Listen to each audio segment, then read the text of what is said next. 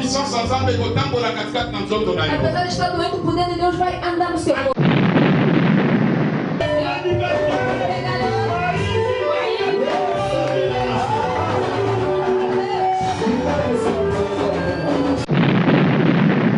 Vraiment, c'est tellement merveilleux.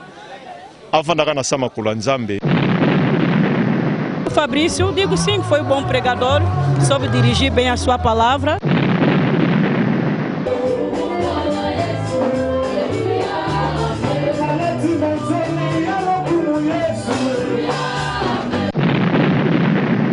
Mas só que exame ele acabou com o que matei. Mas tem uma coisa que você não pode fugir. Exame, Como on a bien aimé Nangai Fabrice, pour notre travail pour l'année biso na bi ki ali pona ngolu monzambe akomika kati na ye.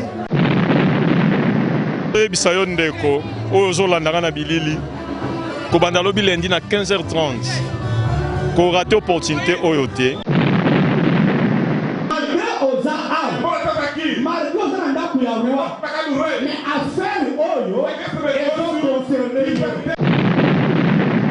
Nós, povo de Deus, fomos abençoados pelo meio do nosso pregador.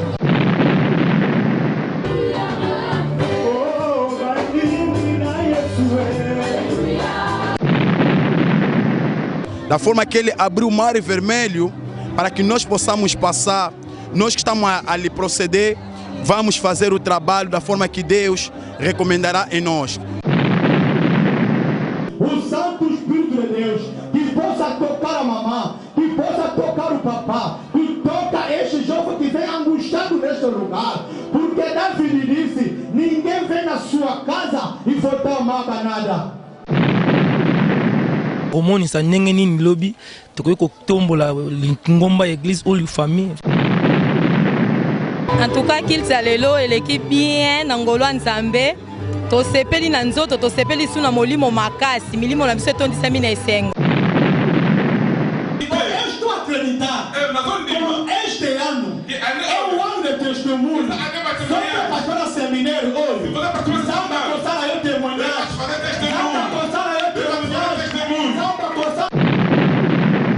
Estamos gratos mais uma vez, que Deus seja glorificado pelo dia de hoje. Na motei, vraiment, azaki tellement merveilleux Nzambe, atie mingi kati na ye.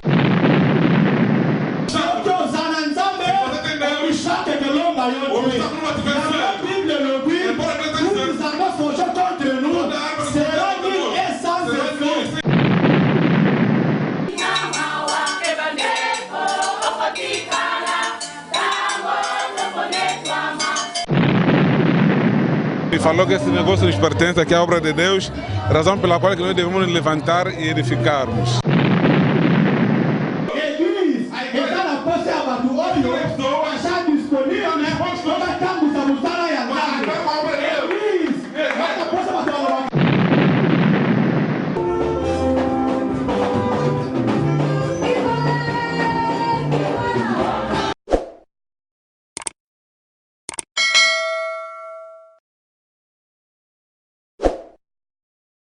Aqui é a vossa apresentadora Aspésia Sangue. Como vocês sabem, nós falamos sempre da música, mas hoje estou com vocês, vamos falar sobre a igreja, mas não vamos parar só na igreja. Estamos aqui nessa igreja Hermo, a igreja está no Kikolo. Para a pessoa que vive aqui em Angola, sabe onde é que está a igreja. E aí vamos encontrar os nossos pastores. E estamos aqui o nosso pastor líder, o pastor Gácia Mawese, é o pastor líder ele que teve ideia de organizar a nossa seminária que está intitulado o Grande Seminário dos Vencedores. Daí a pessoa que nos convidou, Angola Última Hora teve o vosso canal para chegar até aqui, é o nosso pastor Fabrício. A pessoa que nos convidou para fazer parte desse seminário é o irmão pregador Fabrício Mengue. Ele também faz parte daquela assembleia. A nossa tema foi Levantemos, nós edificamos. Levantemos, nós edificamos. E daí que vou pedir no engenheiro Bravo que está atrás da câmera. Bem amado, como povo nós somos uma nação e podemos também falar em Lingala, né? Como que você sabe, hoje você me inventou a falar português, graças a Deus. Bom, donc, nem esse menino Israel qui bongo, toujours continuer, Israel qui n'a 5 passés.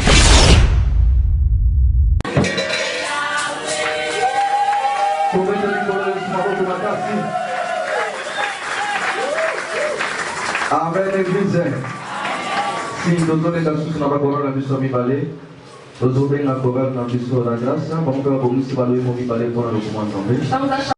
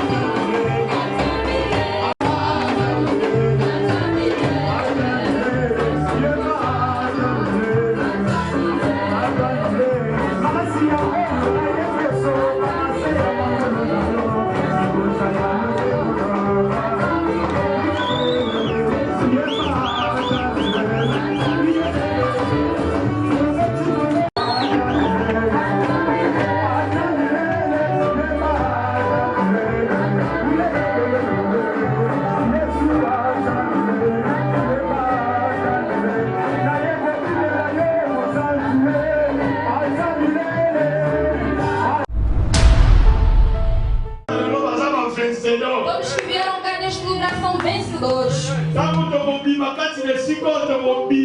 Quando nós sairmos deste lugar, sairemos com a vitória nas mãos.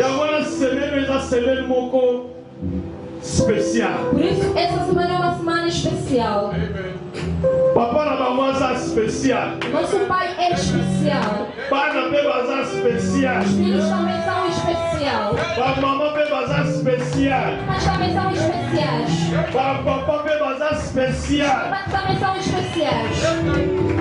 E é para botar a mão para saborar na combo na zamba especial. É especial. Amém. Aleluia.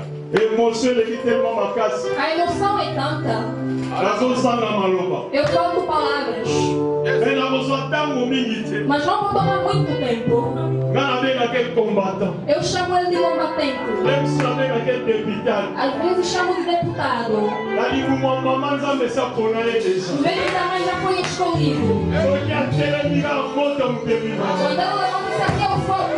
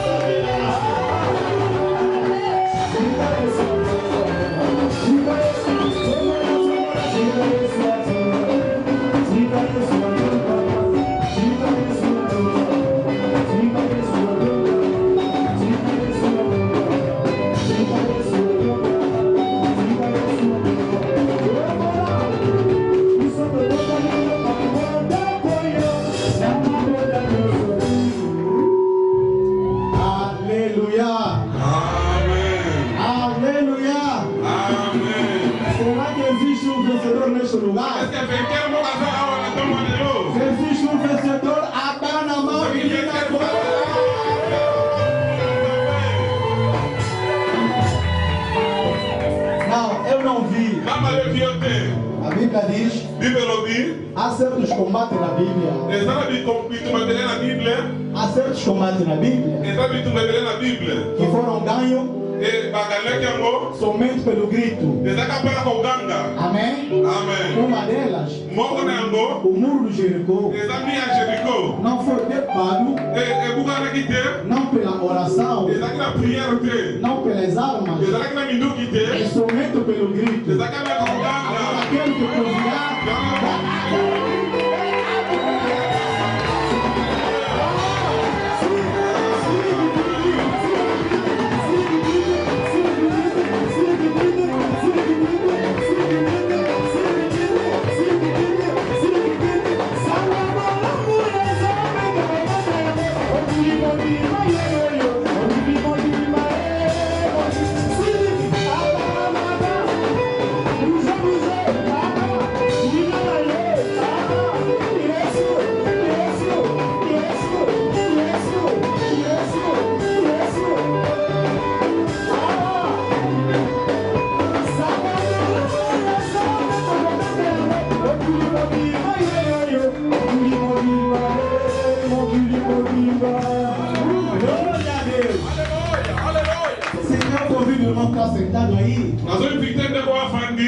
o irmão tem a sua Bíblia.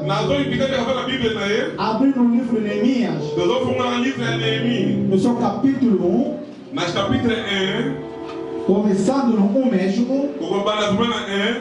Até 4. E vamos pular. De 6. O mesmo livro de Neemias. De 6 até 15. Capítulo 6. Chapitre 6 a 15. E com a referência, vamos ler o livro de Esdras. No seu capítulo 10. Na chapitre 10. No seu versículo 4. Na verset 4. Glória a Deus. Amém. Glória a Deus. Amém. Deus é bom. Sempre. Quando eu digo Deus é bom, tu tem que responder em todo o tempo. E quando eu digo Satanás é ruim, também todo o tempo. Amém? Deus é bom. Para sempre. Deus é bom. Para todo o tempo. Sim, vamos ler as escrituras. No livro de Neemias. No seu capítulo 1. No capítulo 1. Até versículo 4. Assim diz a Bíblia em português. As palavras de Neemias, filho de Quisleu, filho de Acaias, e sucedeu no mês de Quisleu, no ano 20º, estendeu eu em Susa a fortaleza. 2. Veio Anani, um de meus irmãos, e ele algum de Judá, e perguntei-lhes pelos judeus que escaparam e que restaram do cativeiro acerca de Jerusalém. 3. E disseram-me: o restante que resta no cativeiro lá na província estão em grande miséria e desprezo, e o muro de Jerusalém fedido e as suas portas queimadas a fogo. 4. E sucedeu que, ouvindo eu estas palavras, assentei-me e chorei e lamentei por alguns dias, e estive jejuando e orando perante a Deus do céu. A palavra do Senhor. Amém. E vamos rapidamente no 6. 6 até 15. Assim diz a Bíblia. Acabou-se, pois, o muro aos 25 de Elu, em 52 dias. A palavra do Senhor. Amém. Diga comigo, em 52 dias. Sim, eu convido a você a fechar os olhos. Vamos orar a Deus, dispor nossos corações perante a Ele, que Ele possa nos falar, que Ele possa nos ensinar, conforme tu entraste nesse lugar, que o poder de Deus que encheu esta sala, que possa te tocar na mais profunda da sua alma. Oramos em nome de Jesus Cristo.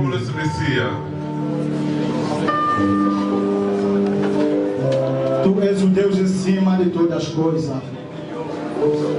Tu és o seu Criador. Tu, por amor do seu nome, enviaste o teu Filho Jesus Cristo.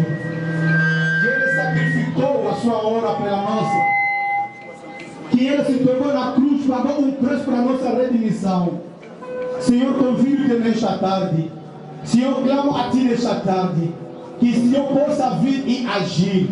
Porque o Senhor prometeu na Tua Santa Escritura que não me deixará órfã. Como está escrito, o Senhor faz os teus anjos como tempestade, os seus servos na maré de fogo, que deixa que nesse preciso momento o Santo Espírito de Deus, que possa tocar a mamã, que possa tocar o papá, que toca este jovem que vem angustiado neste lugar, porque David disse: ninguém vem na sua casa e voltar mal a nada.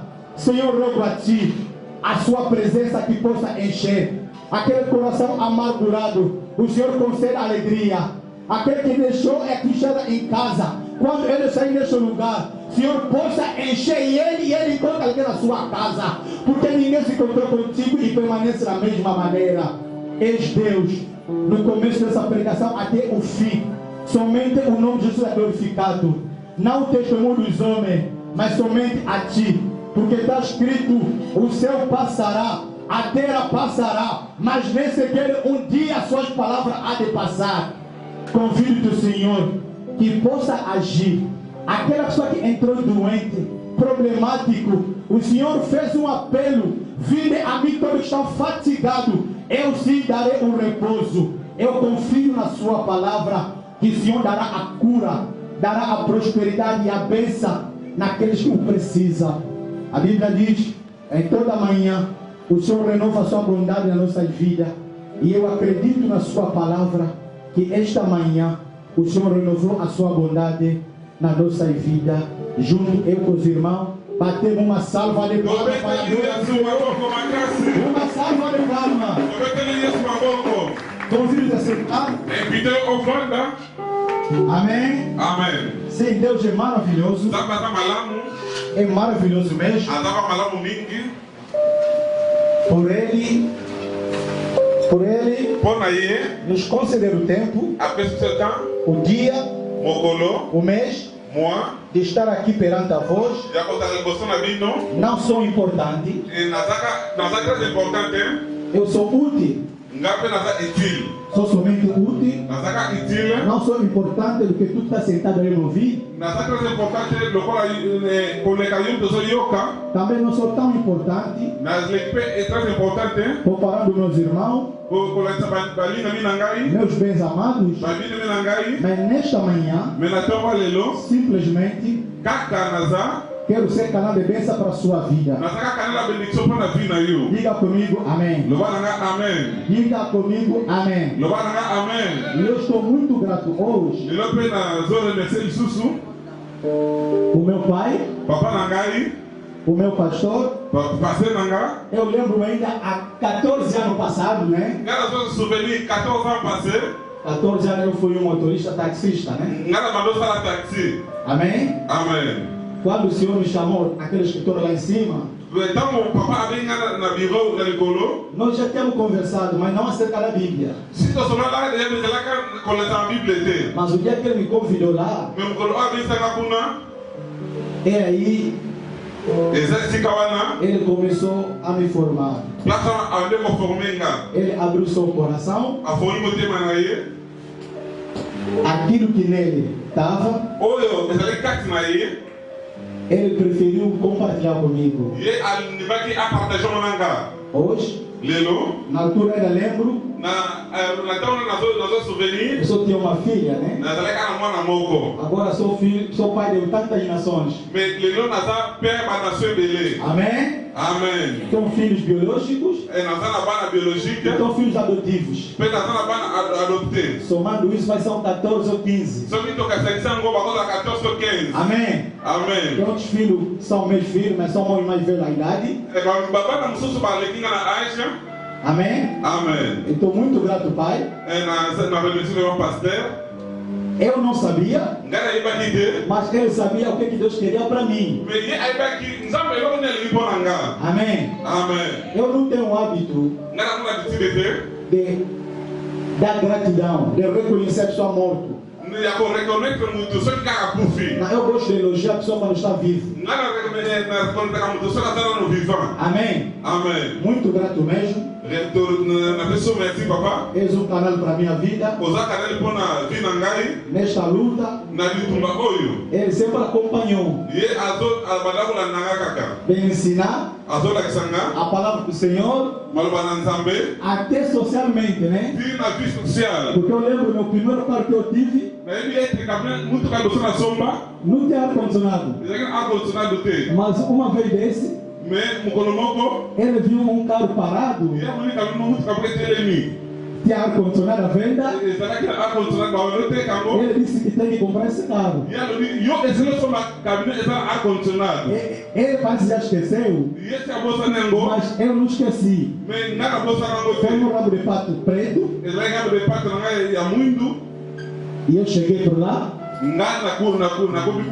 Não tinha dinheiro, mas eu disse: vou comprar o caricato. E depois eu acreditar que vou comprar, aí apareceu uma oportunidade, peguei o dinheiro e comprei. Eu estou muito grato. Na remercier vraiment. Mesmo a minha empresa, Até a companhia Nangai, a construção da minha empresa, construção e a companhia Nangai, andamos junto com ele. Amém? Amém. Saímos aqui à noite até no Muro Bento. Naquela altura os alvaranos saíam conforme saiam agora. Nós fomos lá no palácio lá para 23 ou 0 hora. Junto com o Dr. Nika. Eu ainda me lembro como hoje. Amém? Amém. Perante a ti, sou um filho. Eu não sou servo, sou filho. Porque o servo, ele se apresenta ao Senhor com medo. Não, e a se apresentar epaiamente na ina kobanga. Mas o filho se apresenta ao pai sem medo. Significa mesmo ele estando doente, mesmo que ele estando bem, quando eu preciso dele, eu vou para lá. Quando eu quero viajar, se ele está acamado, se ele está doente, isso não me importa. O importante é ele dizer uma palavra. Eu agradeço, Pai. Que Deus abençoe o Senhor. Porque está escrito: bendito aquele que abençoar Abraão, e maldito aquele que amaldiçoar Abraão. Aquele que levantar contra ti, aquele que levantar contra ti, que Deus lhe faça cair. Amém. E eu estou vendo aqui o nosso bispo. Ele para mim é um irmão. Amém. E ele vai iaiá. E aí ele na zocola. Ele me viu como estava a crescer. Tudo que mamambo. Corríamos. Então tu sola na gaia, mas sola nzambete. Não vamos começar com coisas divinas. Mas tu na solo iaiá na leque. Mas com conversa de irmãos. Amém. Lembra tu se eu ia ambiente. Aí você me conhece devidamente. Lembra tu vou fabricar história. Aí pode fabricar minha história. Mas eu vou fabricar. Mas eu não vou fabricar. Amém. Nós vamos na parceira Alain. Quando o pastor Alain. Yaya. Irmão também. Vieux. Mais velho. De long time. De muito tempo. Amém. Nós vamos servir a Nzambe. Quando servo de Deus. Nami bango mingi na nzoto te. Eu não conheci carnalmente. Mas o livro tu levani. Mas o Espírito não nos pensamos. Avant de sala awa. Antes de nós estar aqui. Na eternidade tu sala aqui déjà. Na eternidade estávamos juntos. Loba amém. Hey, nós vamos sanate. Também não estou esquecer. Por remercier. Agradecer. A predicateur nosso. Todos os pregadores. Interprete na eu como sou intérprete. Ele é colega na classe. Ele é meu colega da escola. Amém. Ele é mais isso na razão assim aqui na ele. Ele sabe se ele era inteligente ou não. Vai na como quando ele estava. Não lhe chamar sábio. Não, mas ele era cientista. Ele era chamado cientista. Ele está ligado nessa nível. Ele não é como. Amém. Colega vraiment. Ele é meu colega da escola. Para mim a batua vai contribuir para muito aliboso. A toda para ligar na lesa aí. Mas só que contribuiu para o meu casamento, o primeiro que contribuiu era eu. Já isso a bolsa na. A vez ele esqueceu. Na bola uma pato. Mas a bondade da pessoa. Bolsa na cara muito. Nunca pode esquecer. Amém. Lá na predicateur Cédric. Nós estamos pecadores bem, mas je respecte beaucoup. Eu respeito bastante. Papanzola. Je respecte. Agradeço muito. Secretário Narciso. O secretário Narciso. Merci vraiment. Muito obrigado. Parce que vamos permettre. Porque eles me permitiram. Na sala mostrada Jean Baptiste. Fazer trabalho de João Batista. Não que nada especial que bango. Não tem que eles são mais especiais que ele. Não tem nada no bancoleta bango. Não tem que eu falo mais que ele. Comigo na bango. Porque muito dele. No bancoleta fala mais que eu. Baie Bíblia colocando. Conhece a Bíblia mais que eu. Mas o problema é canino. Mas o problema é o quê? Exato, o problema é Jacob. É o problema do filho de Jacob. E lá mais José. A roupa do Josué. Exato, diferente lá mais e a Agar. É diferente com a roupa do Agar. De Gad. Exato, diferente lá mais Benjamin. É diferente com a roupa do Benjamin. Todos os Jacob. Somos filhos de Jacob. Mas cada um. Azar lá mais tem a sua roupa. Lembra se é rouge? A minha dele é vermelho. Mas a verde. Meu é verde. Lembra se é jaune? A dele é amarelo. O susso orange. O resto é orange. Pena remercier eu. Também estou a agradecer. O tiki da kuna yo. Deixa eu te dizer. na vie ya moto que na vida da pessoa eza impossible é impossível ozala païen seja pagão, ozala chrétien seja cristão, ovivre viver sans maloba nzambe. sem a palavra de Deus. Amen. Amém. ata païen abongola motema te Même esse pagão que não converteu seu coração, soki avivre mas ele vive eza mpona maloba na nzambe é graças à palavra de Deus. parce que bible elobi Porque a Bíblia está dizendo, ntango nzambe asali mokili quando destruiu o mundo, asepare moi na butu ele separou o dia e a noite. ntango nzambe abetisaka mbula Quando ele faz chover, faz cair chuva, ntango nzambe andangisaka moi quando ele faz brilhar o sol, andangisaka te mpona bachrétien ele não faz brilhar seu sol para os cristãos. mais ezala bapaïen Pode ser pagão, ezala bachrétien pode ser cristão, biso nyonso nós todos tobebisaka na faveur ya nzambe beneficiamos do favor de Deus. eba amen Amém. yango tika nayebisa yo Dizer, okokima nyonso pode fugir tudo, okoki kosala nyonso pode fazer tudo, mais soki eza na likambo okokima te mas tem uma coisa que você não pode fugir. eza maloba na nzambe São as palavras de Deus. loba amen Amém. wi lelo Sim, hoje, tozobanda seminaire na nós vamos biso começar com o nosso seminário. seminaire oyo bien aimé Esse seminário, irmão, tika nayebisa yo deixa eu te dizer, eza lipamboli mpo na é yo uma bênção para você, eza lipamboli mpo na é uma nga bênção para mim. bien aimé Bem amado, seminaire oyo esse seminário eye na moma moko vem um momento parce que nzambe ayebi porque Deus sabe problème na yo o teu problema, problème ya église na problème ya famille na o yo problema da tua et família. chaque fois Todas as vezes nzambe atindaka message que Deus manda uma mensagem, ekorespondaka corresponde na besoin ya pepe na ye com o desejo do seu povo. nzambe ayebi bien Deus sabe pela tombo que de manhã il faut mela ti tem que tomar chá. nzambe akoya na fufu te Deus não haver nzambe confuso. ayaka na ti Deus yango vem seminaire oyo esse seminário. alingi ete yo moto ye lelo Eu quero que você feche yo moto hoje. osalaka Você que aa trabalha, bapreoccupation tem preocupação. me na semaine oyo Mas nessa semana, zwa temps pega ya tempo koya de vir koyoka nzambe ouvir de Deus. zwa temps Pega ya tempo koya de vir nzambe alobela yo Deus te falar. naza na confiance ya nzambe wana Confiança nesse Deus. naza na confiance ya maloba na nzambe Confiança nas palavras de Deus. loba amen Amém. loba amen Amém. ekela nzambe maboko Bate palmas para a glória de Deus. oui esika nini kotanga Quando acabamos de ler, eza histoire moko é uma história ya Nehemi de Neemias. Nehemi Neemias, oyo bato mosusu que os outros balobaka aza prophète te nos falam que ele não é mais profeta, aza instrument mas é um instrumento ya accomplissement ya prophétie da cumprimento da profecia. mais ngai nalobaka aza prophète Mas eu não falar que ele é profeta, parce que prophète porque aza profeta motu oyo é uma pessoa, alobaka kaka na présent te ele não fala sobre o presente, nalobaka makambo ya passé mas ele fala do ya passado, présent do presente, mpe ya futur também do futuro. prophète O profeta aza motu oyo é uma pessoa, azwaka makambo likolo ele faz coisas do céu, aye nango epai na bato pelo povo. mpo na moto E o homem, moto ya o molimo homem do espírito, atondisama seja enchido na da maloba na nzambe palavra de Deus. bible elobi A Bíblia está dizendo, Nehemi oyo esse Neemias, akutamaki na babilone ele se encontrou no Babilônio,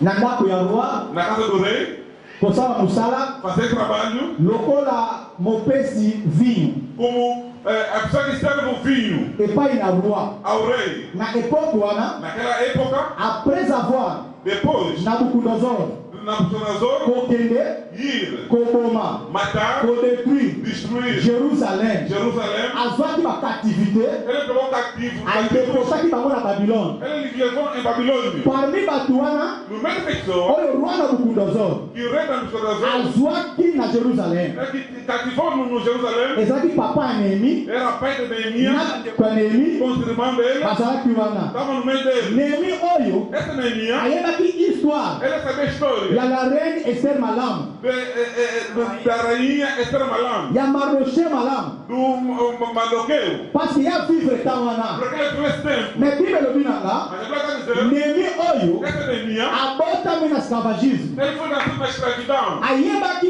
histoire ya jérusalem te Ele não conhecia a história de Jerusalém, mais papa na ye mas seu pai mama na ye bandeko na ye bandeko betele masolo me contava ya jérusalem acerca de Jerusalém, ville ya kimia a filha de paz, ville ya paix cidade de paz, ville ya grand roi cidade de grande ville rei, ya adoration cidade de adoração, esika wapi onde temple ya salomo etongamaki o templo de Salomão foi construído, esika wapi onde azafu abetaki musique Asaf tocou música. Nehemi Neemias, azalaki na bowumbu ele estava na mais escravidão. marke bowumbu na ye Mesmo que na escravidão, ayebaki histoire ele sabia a história ya mboka na ye ayebaki histoire ya famille na ye e malgré aza na ndako ya roi malgré azosala mosala ya kiboyi epai ya roi me ngai neni naza moto ya babiloni te origine na nga eza Jérusalem yango nazoyebisa yo okoki kozala na famille na bino okoki kozala pa ebongo na bapayen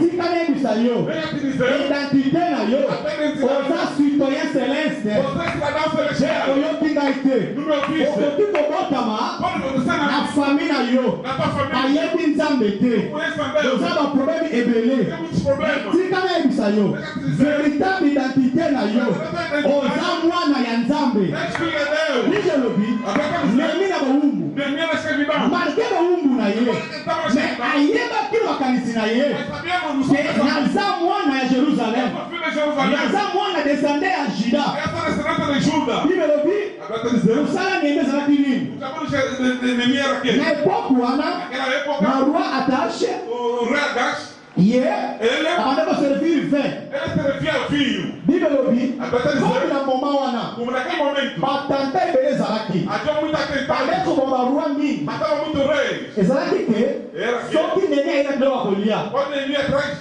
epai na roi il faut ye moko ameka ngo na liboso avant roi alia roi akopermete neni ameka biloko wana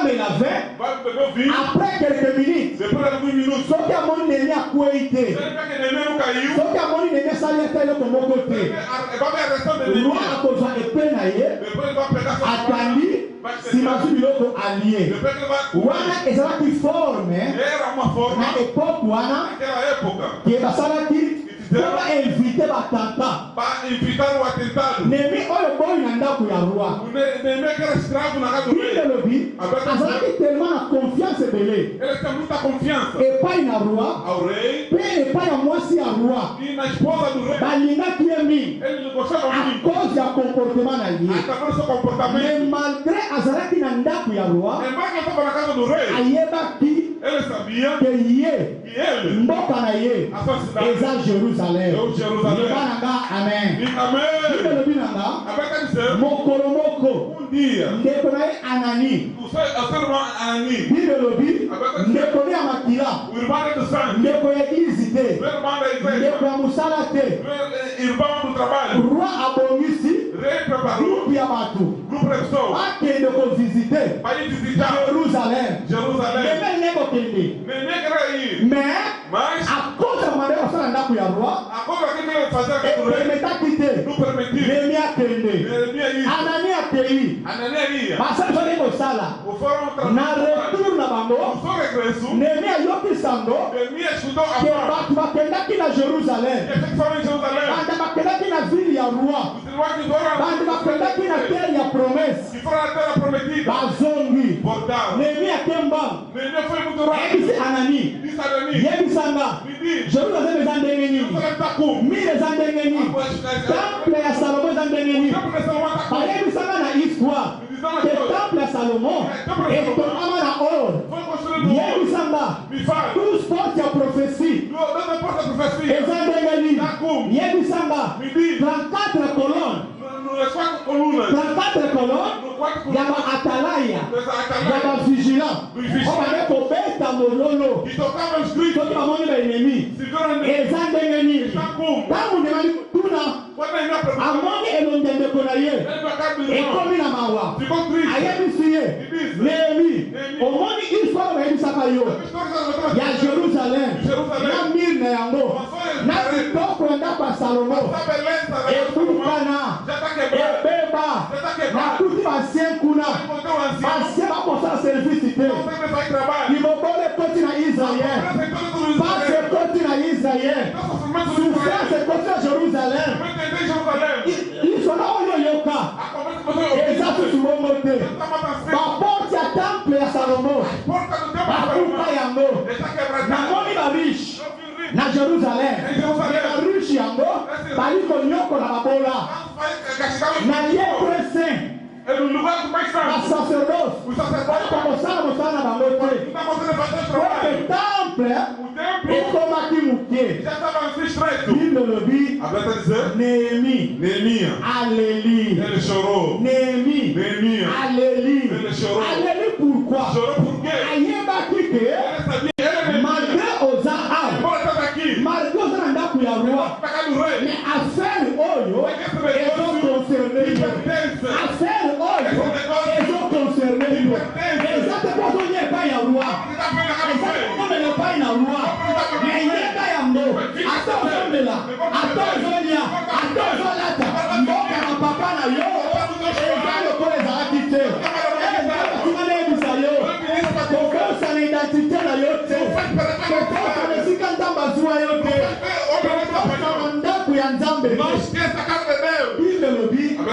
Néhémie a vu conscience. Néhémie tomou consciência.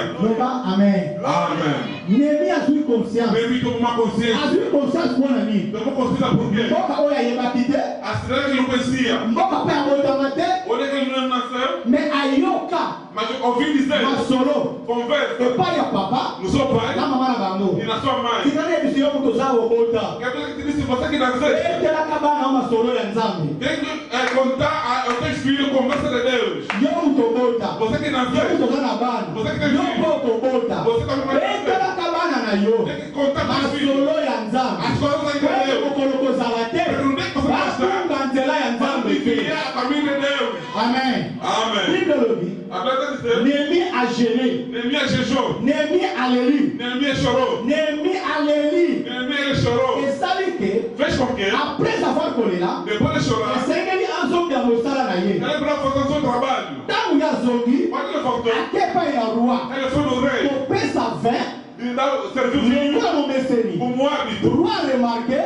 Rei notou. Attitude ya Néhémie. Attitude de Néhémie. Nenge azalaka. Da maneira que ele era. Azato subongo te. Ele estava mais assim. Le betika na bisayo. Ele te dizer. Chrétien nyonso. Todo cristão. Oya sepelaka. E gosta. Na destruction mosala nzambe. Na destruição da obra de Deus. Amona koloboko kwa nzambe te. Não fecha a mão de Deus. Loba amen. Amen. Loba amen. Amen. Soki mosala nzambe. Se a obra de Deus ezali tobeba. Está sendo destruída. Ezafo ozwa conscience. Você tem que tomar uma consciência. Porque affaire oyo. Porque esse negócio te concerna. Libelobi. Agora dizer. Tangu Néhémie. Quando Néhémie. Aye bosu ya roi. Dentro do rei. Roi remarqué. Rei notou. Moi si a roi remarqué. Quando do rei. No como meseni. Como hábito. Néhémie ayaka na esembo. Néhémie ele veio com toda a alegria. Mais Néhémie siko ya ye. Mas Néhémie veio. Na mawa. Com tristeza. Néhémie akota na ndako ya roi. Néhémie ele entrou na casa do rei. Lokola esclave. Como escravo. Mais roi yeba te. Mas o rei não sabia. Que descendait à David. Que a sua descendência. Descendait à Israël. E descendência de Israel. É que estava lhe servir vinho. La reine elle dit roi. Ele disse ao rei. Tuna Néhémie. Pergunta a Néhémie. Problème nini? Qual é o problema? Elle dit Néhémie. Problème nini? Néhémie abandi koloba. Néhémie começou a falar. Autre time. Alors à cause de notre péché. Através do nosso pecado. Dans un temps. Bana Nzambe totiaka nzela diable akota. Nós abrimos um espaço para diabo entrar. Nzambe apermetaka. Deus não permite. Diable akota na vie na biso. Adétruire biso. Azwa conscience ya moto. Azongisa yango. Okomwa na Bible. Na Bíblia. De temps en temps. Israël. Avec au péché. Nzambe kotinda baroi mapaya. Deus mandava reis estranhos. Babeta bango. Baboma bango. Kwete Israël. Azwa conscience. Azongela nzambe. Por-dar-se a Deus. Néhémie azwi molu. Néhémie tomou a graça. Epai ya roi. Ao rei. Néhémie azwi conscience. Néhémie tomou consciência. Epai na roi. Ao rei. Roi atuni ye. Ele perguntou. Olingi nini? O que você quer? Esengeli na ngai Néhémie. Ele está pedindo a mim. Nazonga na mboka. Voltar na cidade. Oyo ngai Néhémie nayebi te. Eu Néhémie não conheço. Mais babetelanga masolo. Mas contaram para mim. Oyo ngai Néhémie namona te. Eu Néhémie não Mais papa na ngai ayebisanga. Mas meu pai me falou. Temple ya Salomo. O templo de Salomão. Mire na Jérusalem. A parede de Jerusalém. Etonama ndenge nini? Foi construída. Eza détruit. Está destruída. Bible lobi. Roi atuni ye. Olingi nini? O que você quer? Bia lobi. Ele disse. Naza naposa biloko boye. Naza naposa biloko boye. Naposa biloko boye. Bible déclare. Agora dizer. Roi ayebisi Néhémie. Rei de Néhémie. Kende. Vai. Na jardin nanga. Na zamba nanga. Okokuta. Vas encontrar. Azaf. Azaf. Olikoloba. Quer dizer. A sombra do Eterno. Elili na Nzambe. Et à son valeur éternelle. Akopesa yo mabaya. Akopesa yo nyonso. Akopesa yo nyonso. Pour on reconstruire. Jérusalem. Il est bâti sur. Alors sur quoi? Au moins chef armé wana. On a na porte. On a otala ngai wana. Pendant le lo. On a tout na service na ngai te. Mais comme na service ya l'église. Soit bado. Kende na bango. On sa la volonté. Ya Nzambe na yo. Si manisa motema na yo. Au moins il termine biso. Elobi. Totelema. Pour édifier. Awa teli oyo. Elobi teke. Na telema. Na édifier. Na elobi boy. Totelema. To édifier. Et la Jésus-Christ. Némi Yaboko. Azaki incapable. D'être à Jérusalem. Némi Yaboko. Attaquer la capacité de. D'être Israël. Mais Elobi Yabato. Parce qu'il disposait. Pour la œuvre d'Anzambe. Bato à Jérusalem. Aujourd'hui, l'église est dans la poche à Bato. Achat disponible. On va t'emboucher à Moussala et à Nzambe. L'église est dans la poche à Bato à Lorangate. Mais dans la poche à Bato à Sala. Amen. L'église est là. Et dans la poche à Bato à Sala. Oui, Elobi. Nzambe appelé Adana Eve. Alobi na keli bino. Nous sommes protégés. Pour ça dans le jardin. Et il m'a dit. Nzambe alola. Azo amokili. Atia yo l'église. Non pour offrande. Non pour observateur. Non pour osala. Bible Elobi. Ezamo sana Nzambe. Neke pambo na yo. Ezamo sana Nzambe. Neke pambo na yo. Sikwana yebusa yo. Okoki koteka. Okoki kotanga. Okoki kosala yo konyoso.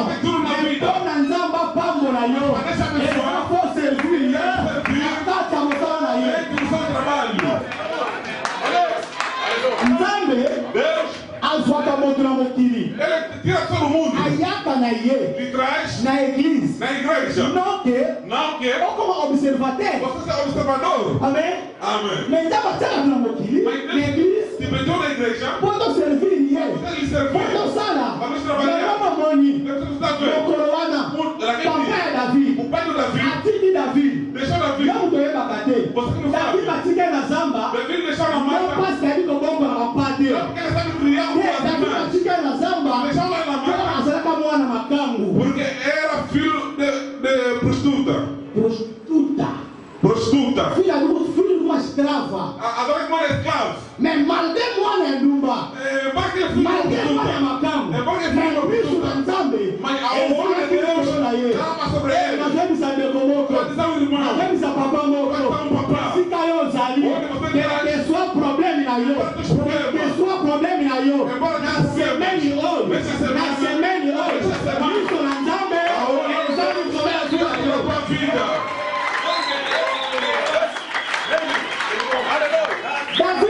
David, mwana ya makangu. Papa na ye. Mutu ya liboso. Mutu ya liboso. Oyo negligea David. Azalaka bayaya na ye. En général armé. Chef des exércites. Lokola Sama. Abinadab. Et Eliab. Oui, Elobi. Na mulayi. Na estatura. Parece presque va 2 mètres. Parece na statue. Como comandante. Mais quand vous prophète y a yé. Quand vous s'appelez à yé. La Bible déclare. Quand Bamonaka. Quand Bamonaka. Volonté. L'homme intérieur. Amen. Oui, il a pas si passé dans la maison. Vous comptez dans l'oufou. Você vai vender para fazer o quê? Amém. Como pregar? Amen. Amen. Pourquoi tu as l'oufou? Pas de Zamanzela. Qui est Zamba Pambo la Kamotema. Elle a besoin de coração. Zamba Pambo la Kamotema. Elle a besoin de coração. Pambo à disposition à Motema. Elle a besoin à disposition de coração. Nous Zamba visiter yo. Nous devons visiter. Au conseil de Zamba Nini. Será que o que você vai fazer para Deus? Loba Amen. Amen. Loba Amen. Amen. Naquele dia, David abandonné. Era abandonado. Nazam. Lá na mata. Esse cara comeu a Psalm 23. Onde ele escreveu o Salmo 23. Laissez-le m'obliger de manter les liens. Mon pastor não me faltará nada. Era o primeiro Psalm de David. Era o primeiro Salmo de David. Esse cara comeu yango. Onde ele escreveu. David Nazamba. David na mata. Esaïe. Ele. Namibuele. Conta de mais. David Amizui. David se tomou. Amitié. Se colocou. Esse cara bate. No lugar dos outros. David Nzambe. Amitié esse cara aí. David alobi. Laissez-le m'obliger. Je ne manquerai de rien. Même na Kotambola. Même na Zamba. Même papa négligenda. Même famille négligenda. Même Basabotenga. Mais l'autre personne na yebi. Famille na Zamba. Eza na vida. Pourquoi tu vas négliger yo? Pourquoi tu vas négliger yo? Mais l'homme na yo. L'homme na yo. Bakoluka yo. Il est l'homme. Pour la cohérence des lois. No dia de ungir o rei. Papa David. O pai de David. Abomi David. Ele escondeu David. Mais pour la boutique à Bidoba Golia. Mas no dia de mandar comida. Adumisi David. Fez sair David. Après de boutique là. Para ir trazer comida. Para de Konaye. Nos seus irmãos. Eliabe. Samar. Abinad. E Abinad. Golia. Comida. Na front à bataille. Em front à bataille. La semaine hoje. Dava pour crier opportunité. Dava pour crier opportunité. Comme élévation na yo. Comme élévation na yo. Papa David. Akaisa kike.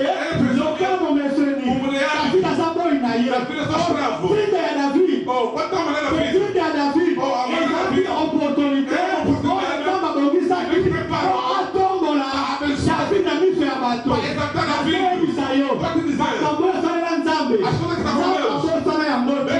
Zamba kombo sana ya moto. Zamba kokiria opportunité. Zamba kokiria opportunité. Atombola. Liboso ya famille na yo. Liboso ya bato. Ekoko na ye. Ekumisama. Saul le roi. Saul le roi. Saul o rei. Na kitoko na ye. Com a sua beleza. Saul era kitoko. Saul era bonito.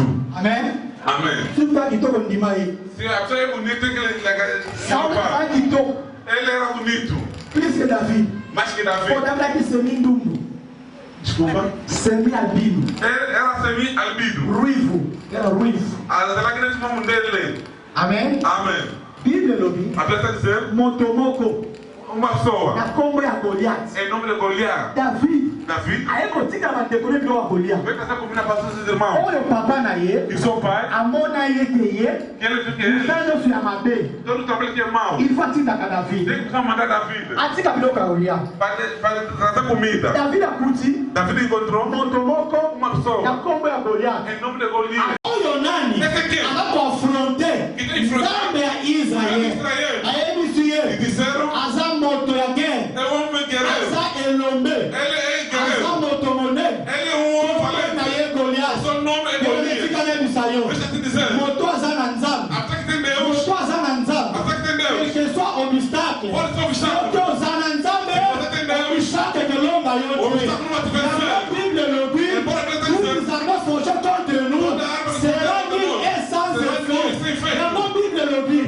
La côté ma 11 000 démons. Pode levantar 11 000 demônios. Liboso na yo. Diante de ti. Mille au coin à gauche. Mille vão cair à Mille au coin à droite. Mais souffle à moto na yo.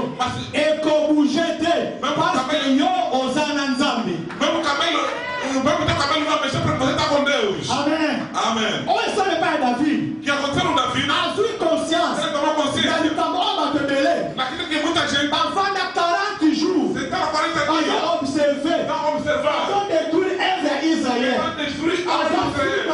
Não ofender Deus. Para chorar Nzambe. Não desprezar Deus. David a sua consciência. Ele trabalha com Deus. Concerner Gai. Affaire ya Goliath hoje. Na guerra da Samate. Samata muta makelele. Samata muta destruction. Mais Gai David.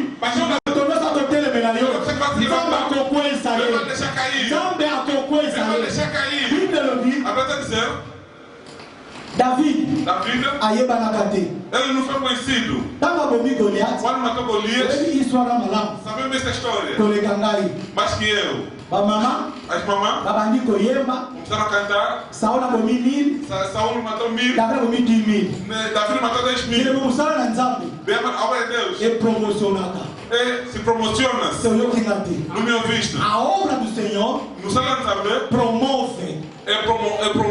Deus, ele é o ator do marketing.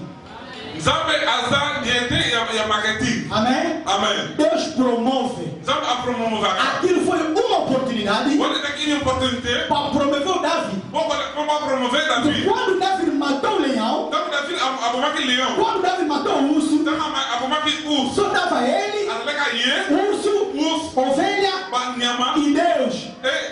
Não tinha nenhum testemunho. Eu estou a acreditar.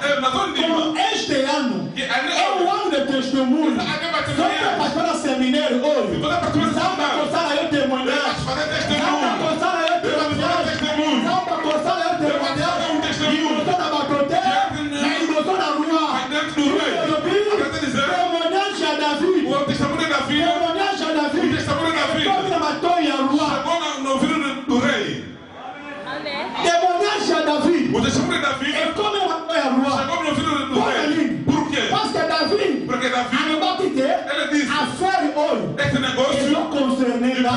Na cotica dele, mas ela Eliab, mas ela Samã, mas ela Decorambai, passa na moçada olho, ele moçada, só que na Genaka, só que na intercessão, só que na Yembaka, só que na protocolo, a congeladeira, tudo na caseta, a vara sala, il faut que vous passez, só que sai na comi, na coçala, só que na comi, na coçala, só que na comi, na coçala, na comi, só sua consciência, tomar consciência, na coçala Nzambe, na obra de Deus, por levantar e edifier, e edificar.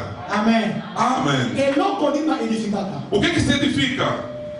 E não é que se forme. Agora que estava sem forma. Bíblia diz. A Bíblia está dizendo. Adão e Eva péché. Adão e Eva pecaram. Babou que babou lhe manda. Deus lhes tirou fora. Ba profeta baie. Os profetas vieram. Ba tu ba sakoli. Está profetizando. Ba tu ba lobi. Está falando. Mas aqui capable de. Não era capaz. Todos que estão na presença de Deus. Zamba vandi na trone na ye. Zamba vandi licolo. Zamba comprando. E a fé olho. E só concerner lá. Zamba boia aqui. Não ocupa pobre. Zamba boia aqui. Não ocupa tomota te. Zamba vandi na trone na ye. Aqui tu glória na ye. Aqui tu também na ye. Ali na coquita. Na coquita. Vai me livrar. Livrar na ngai. O meu povo. Quando ele desceu, ele não fechou a boca. Jesus me chamou. Vem. Vem. E tem problema. Não sei o teu problema, irmão. Também não quero saber o teu problema. Porque eu próprio também tenho meus problemas. Alguém.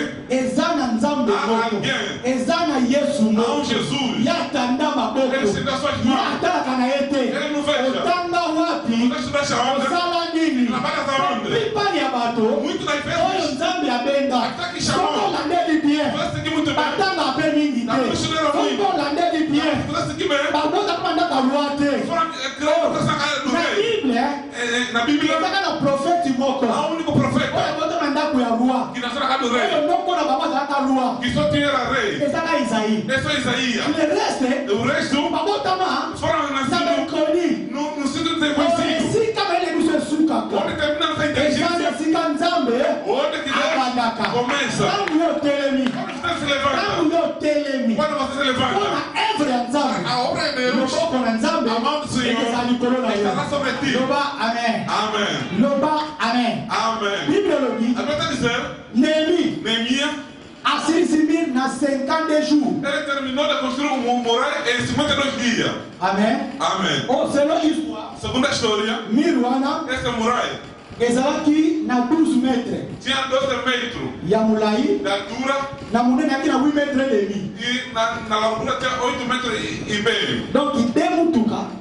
Dois carros. Et puis on tombe na miri On wana. atravessar em cima daquela parede. Bible lobi. A Bíblia diz, Paris époque wana. os ricos daquela época, Tongaki miri wana ele edificaram essa muralha na 3 ans. em 3 anos. Mais makombe nzambe lobi. A escritura sagrada diz, Néhémie Neemia, elongo junto na libota na ye. com sua família, Asali miri wana ele fez essa na muralha. 52 jours.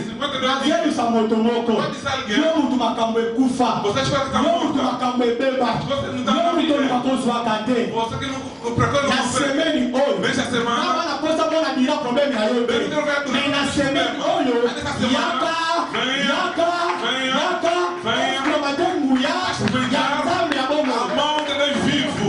Quel importe a situation na yo. Nada importa a tua situação. Quel importe problème na yo. Nada importa a tua Quel problemas. importe famille obotama. Nada importa a família que você na festa. Nzambe anakosa makambo wana te. Você pensa, Après 12 ans à 13 ans. depois de 2 ou 3 anos, Bayekoyebisa Néhémie Deus disse a Neemia, ke ndenge otikaki temple. na maneira que você deixaste o templo, Temple ya susu bongo te. templo de tamanho assim, Temple eza bongo te. templo Na ndenge nini? a como? Parce que ntango bareconstruaki temple, Quando ele reconstruiu o templo, ntango bareconstruaki église de Dieu, era a igreja de Deus, bazien os anciãos, oyo bayebaki temple ya Salomon. que conheciam o templo de Salomão, Ntango bango bauti na captive, quando saiu do cativo, mpo Néhémie porque Neemia ayebaki temple ya Salomon te na komona. não conhecia o templo de Salomão, Na baor na yango, com seus ouros, na 12 portes yango prophétique, com suas 12 portas proféticas, na 34 colonnes, com 34 colunas, ye ayebaki yango ele te. não conhecia. Bayebisi ye ke E disseram, temple wana basali biso esse templo que nos fizeram, eza susu bongo te. não está mais assim. yango wana komona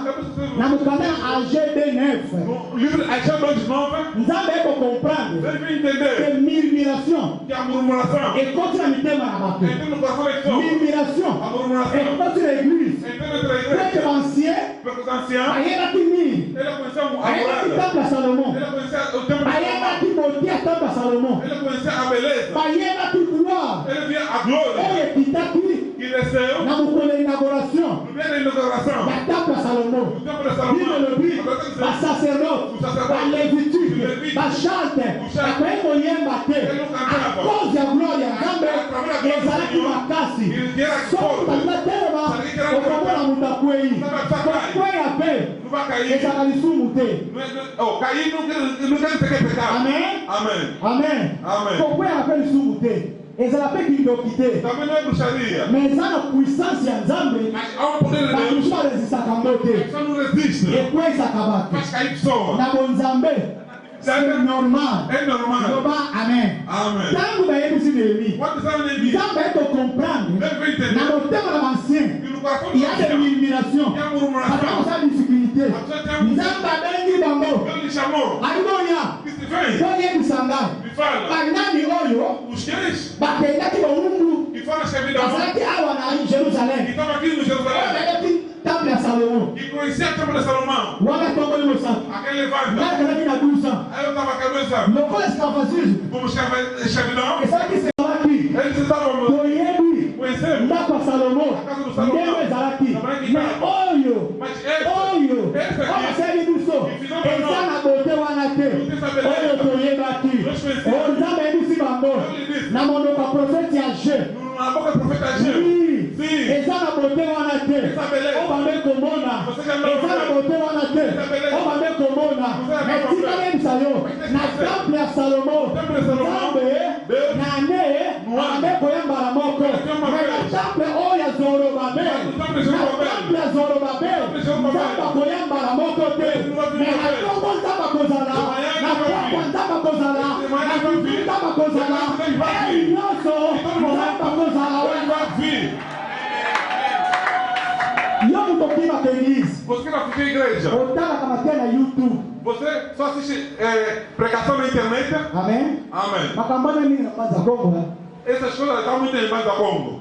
YouTube batala mateya Assiste pregação na YouTube. em YouTube. Amen. Amém. me bible elobi Mas a Bíblia está dizendo, ndako na nga a minha casa ekobengama será chamada ndako ya mabondeli. Casa de Oração. or Ou Israel Israel ezalaki préoccupé era preocupado na nini na oyo morada. nzambe amonaki Deus viu. édification ya homme intérieur Do homem interior. ntango comprendre Deus entendeu. bancien Os anciãos azalaki préoccupé eram na preocupados. couleur na bakiti na instrument nzambe ayebisi bango kaka temple oyo ozali konéglige yango ekeyamba yesu yango ekokonda na gloire yango ekomona mesi kaka temple wana oyo bato banégligaki yango eyamba yesu nazoyebisa yo na nzela na yo libota na yo ekomona nzambe na nzela na yo bana na yo bakomona nzambe olizokende liboso luka nzambe olizopambolama luka nzambe olizosalaka minene luka nzambe bato nyonso bayaka epai na ye azongaka maboko pamba te David a maboko pamba Não vai estar mal vazio. David vai mal vazio. Mas ele voltou com Renato. Amém. Amém. Democracia bandawana. Democracia bandawana. Democracia bandawana. A democracia começou lá. Democracia bandawana Pilato. Nós pensamos que começou com Pilato. Mas a democracia bandawana mamãe. Mas começou com as mamães. Amém. Amém. Mamãe não manda democracia. As mamães é que provocaram a democracia naquele dia. Amém. Amém. Mamãe não manda. Eles começaram. Líder. Os líderes. Nada opposant. A partir da Mokoroana. A partir daquele dia. Ideologia. Daku ya Saul. A casa de Saul. E como que perseguite. Estava perseguindo. Daku ya David. A casa de David. Mais ma première nzambe lobi. Malgré persécution. La Saul n'est pas ya David. Saul a David. Mais de temps en temps. Mas cada vez mais. Avec Olanda David. Daku ya Saul. A casa de Saul. Malgré comme faible. Mais nzambe. Malgré que tombe David. Baproblème oyo za nango eza po eboma yo te eza po kembola nzambe ezoyisama to eza nango eza po eboma yo te eza po gloire ya nzambe ezoyisama sikolanda yo sikabatonga yo sikolobelo mabe nzambe alola akobi nayebisa yo baetesi na yo bakokoma baeskalier na yo na semene oyo okoluka nzambe na semene oyo okoluka nzambe baebi na yo babunya na yo okonyata bango zokola skale na vi na yongo loba amen bible lobi de temps en temps Saul akopersécuté kaka na nzambe akoka lobi David lokola azalaki na mafuta na nzambe faveur ya nzambe ayeko élargir de temps en temps Saul akokoma le plus faible azoyebisa yo elongo na Yesu yoza makasi yotinga te elongo na Yesu yoza makasi ayebisa yo olongo na makasi na yo tuna Gédéon makasi eza oyo bato bamonaka te eza oyo nzambe amonaka nzambe ayebi yo nzambe apona yo otelema aedifie okasa na ye moto moko alingi nzambe asalela ye atelema akotala nzambe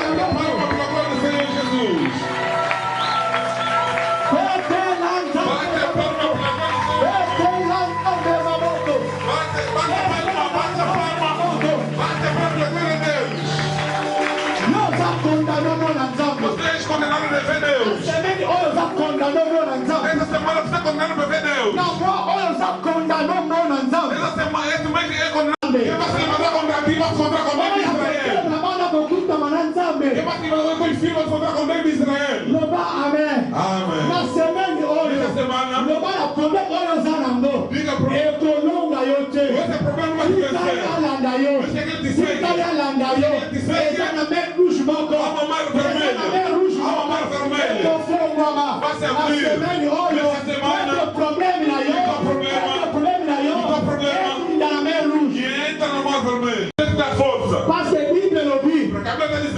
Olha baluka kaye. Para que ele procura. Bandi bakeyaza. E assim que ele azamo futi. E ele é que olha tu baluka kaye. Para que ele procura. Depois o telema. Depois que ele levantar. Esse não lembra aqui. Onde você estava fraca. Departement na yo. O teu departamento. Na busala na yo. Os seus trabalhos. Ficou yewaka. Onde você trabalha. Ficou salaka. Onde você trabalha. Ficou nem compensa banco. Onde você leva dinheiro. O découragear. Você deve desaparecer. Nos problemas. Na solução aberto. Na fofoquice da questão. Ora a Deus. Deus te dá força.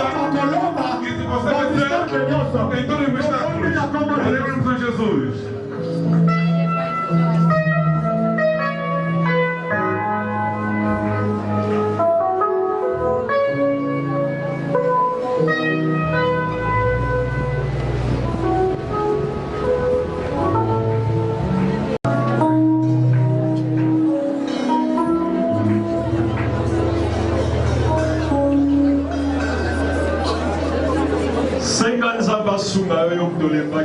Pensa que Deus te ajuda e tu que te cansaste. O Senhor te exalta nesta semana. Possas viver a sua mão através deste seminário.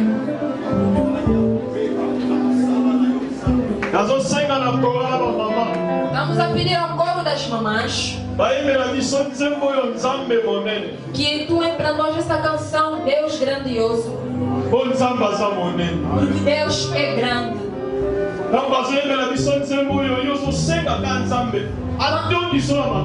Quando estiverem a entoar essa canção, tu pede a Deus que te preencha com força. Que nesta semana não falte ao seminário. Esse Deus é maior.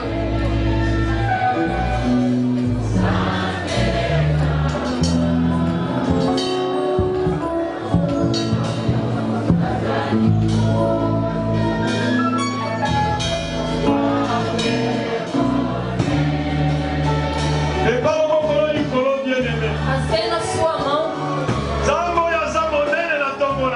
Esse Deus é maior na manhã de hoje. Ele está a operar grandiosas coisas.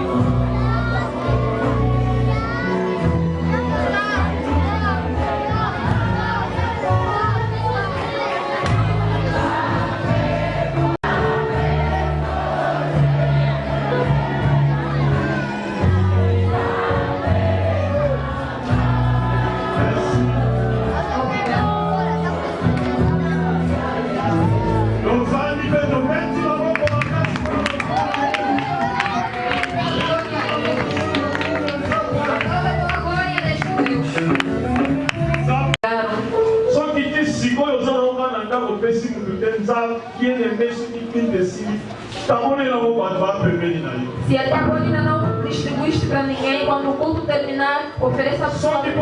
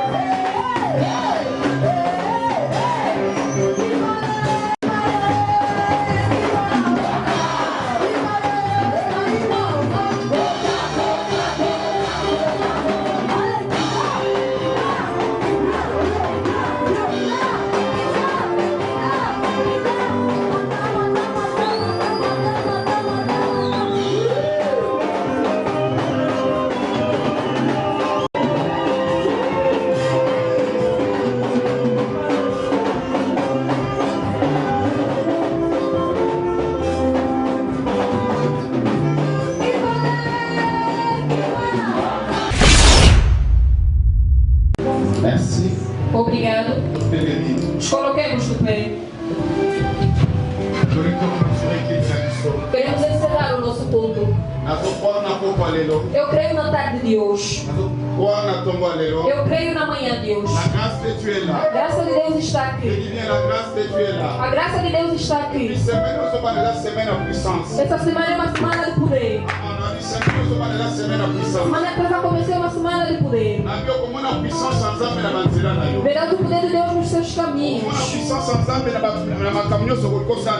Verás o poder de Deus em tudo o que vais querer fazer nessa semana. Essa semana que estamos entre a semana de poder. Apesar de estar doente, o poder de Deus vai andar no seu corpo. Apesar dos problemas, o poder de Deus vai resolver todas as situações. Essa semana é uma semana de poder. Senhor, obrigado por esta manhã. Eu creio que o seu poder está em ação na manhã de hoje. Eu quero que neste lugar, neste lugar em que ele está, no lugar em que ele está de pé, o poder de Deus revista nesta manhã. Na cadeira em que ele sentou, no lugar que ele sairá neste lugar, e o poder de Deus caminha sobre a sua vida. A Bíblia diz: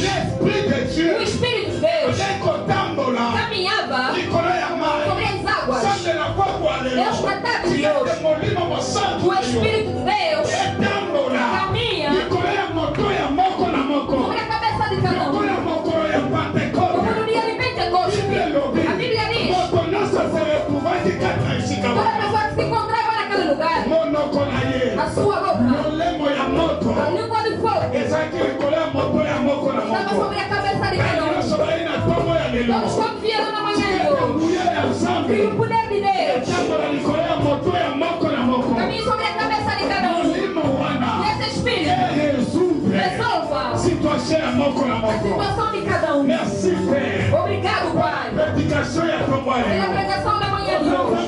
É Deus que restabelece. Nós cremos. nazela ya prédication Através dessa pregação, nazela ya séminaire oyo através desse seminário, korétablir vai restabelecer a história, vai restaurar a vida. Vidas destruídas, o Senhor vai restaurar. Vidas destruídas, o Senhor vai restaurar. Como tu, Deus, Deus restaurador das brechas. Deus repara.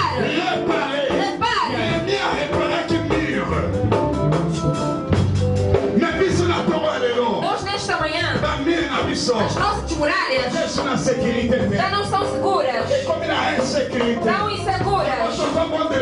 Por isso estamos a orar a Ti. Tu és o verdadeiro protetor. Senhor, proteja as nossas muralhas, aquelas que já estão destruídas, já estão fracas. Por isso deixamos essa semana sobre a Sua mão.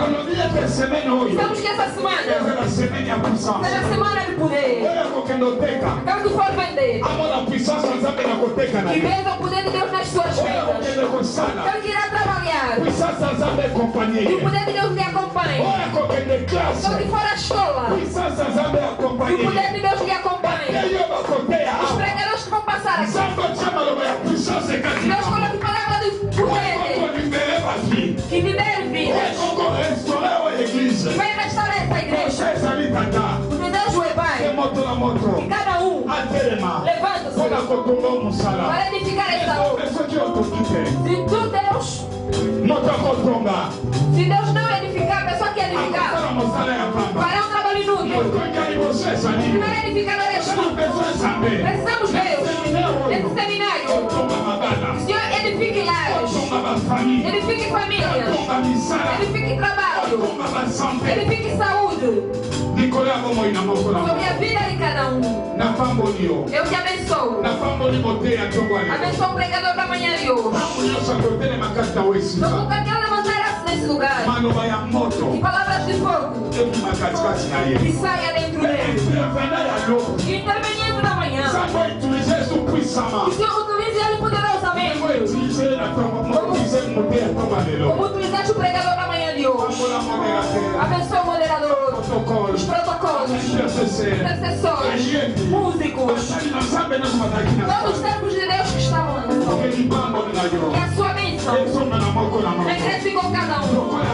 Como a Bíblia diz, a bondade e a graça acompanharão todos os dias da minha vida. E a bondade e a graça acompanharão. Voilà, merci à fidèle Yangola Otumor à TV Nebi qui est interview et puis à Arabi pour nous bateau Manzambe. Qu'il talelo, ils tellement merveilleux, ils tellement émotionné.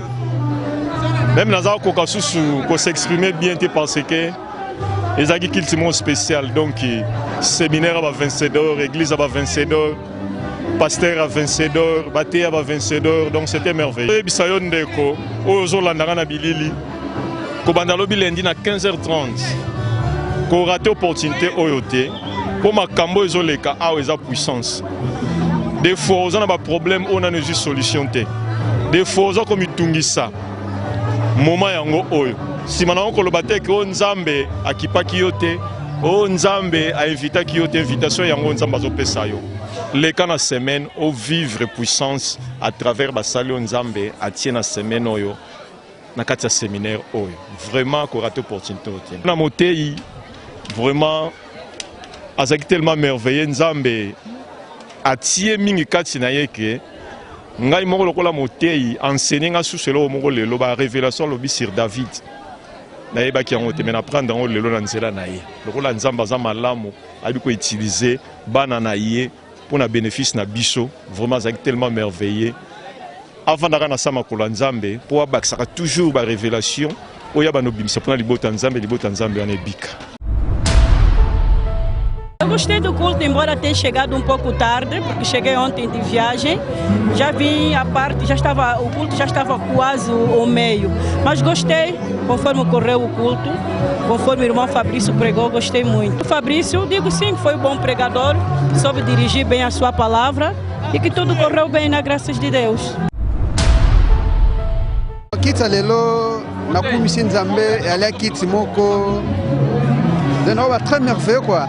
Pour nous bien aimé Fabrice, pour notre travail présenté biso na biki ali pona ngolu monzambe akomika kati na ye be ketake amina ngai mais pour le moment benga serviteur de Dieu. Pour na conseil na loba na que en tout cas aumela na makola tata orgueil kwa kalibanda a continuer toujours humble. Aumela ba doka sala o nzamba linga sala comme on na suka ministère na ye. Que nzamba bénir ba makasi. Como na Frère John. Estamos gratos mais uma vez, que Deus seja glorificado pelo dia de hoje e temos fé em este Deus, que hoje só foi o princípio e tivemos um pregador no ponto mais alto com a função de João Batista e com a função de Moisés, da forma que ele abriu o mar vermelho para que nós possamos passar. Nós que estamos a lhe proceder, vamos fazer o trabalho da forma que Deus recomendará em nós. O que eu posso dizer a todo mundo, que ninguém falte, que ninguém se ausente, porque nesta semana Deus operará maravilhas, operará milagres, operará cura e libertações de todos aqueles que têm problema, porque Ele próprio disse: vinde a mim, vós estão cansados e subcarregados, eu vos aliviarei. E vamos receber alívio do Senhor nesta semana. Em suma, nós temos um objetivo de levantarmos para edificarmos. Vamos levantar aonde e vamos edificar aonde? Vamos levantar na obra de Deus e vamos edificar a obra de Deus. Da mesma forma que Neemias levantou e edificou as muralhas, nós também fomos chamados, através do anjo da igreja que Deus colocou no ermo, que é o pastor Honório, de nós levantarmos para edificar. Muito obrigado, que Deus os abençoe. En tout cas, qu'il s'allelo et l'équipe bien Nangolo Nzambe. To sepeli na nzoto, to sepeli suna molimo makasi, milimo na biso tondisa mina esengo. En tout cas, na sepeli pa na ngaza noko, aza papa, aza mwana nanga. Donc na sepeli makasi na qu'il s'allelo Nzamba pambola e abaksele o ya koleka lisusu. Ati asalela ye lisusu, asalela ye kaka ndenga sele lelo te e bakisama lisusu koleka. Na kombo na Yesu Masiya. Merci. A pregação de hoje, gostamos muito porque o pregador nos levou no tema que nós levantamos e edificamos. Nos falou que esse negócio nos pertence, que é a obra de Deus, razão pela qual nós devemos nos levantar e edificarmos. O pregador estava dentro do tema, não estava fora do sujeito que nós temos. Deus lhe abençoa pela graça que ele utilizou, pelo poder que ele tinha. Nós, povo de Deus, fomos abençoados pelo meio do nosso pregador. Kita lelo na sepel nango vraiment maté otoki awa et pesinga vraiment implice na vie même na libota nanga na se sonya kite ke mosela Nzambe Fabrice Mainga ko te à niveau na teli vraiment tema lelo vraiment pesinga fortifier vie et pesinga pe makasi ya ko te pe libota nanga ya komonisa ndenge nini lobi tokoki ko tombola ngomba église ou famille vraiment naza satisfait na maté ya joindre une église.